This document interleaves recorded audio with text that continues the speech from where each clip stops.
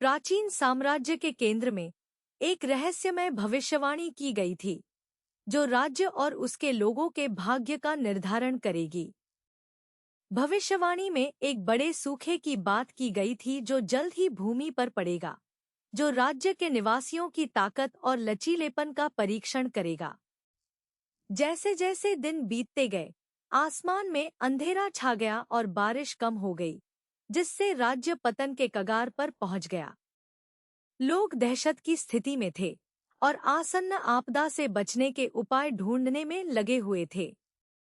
अपने राज्य को बचाने के लिए बेताब राजा ने समाधान खोजने के लिए सबसे बुद्धिमान विद्वानों और सबसे कुशल किसानों को बुलाया।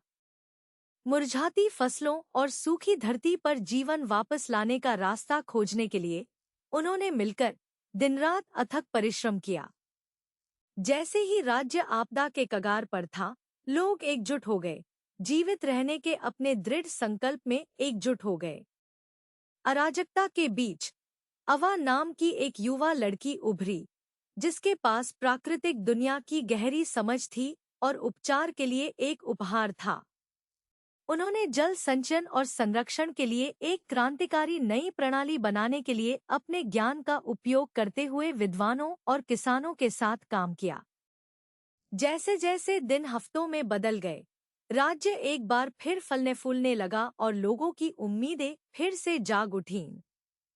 और जब अवा एक पहाड़ी के ऊपर खड़ी होकर हरे भरे परिदृश्य को देख रही थी, तो उसे एहसास हुआ कि वह सिर्फ अपने राज्य को नहीं बचा रही थी, बल्कि वास्तव में एक पेड़ थी, जो सदियों पहले लगाया गया था, अब अंततः फल दे रहा है।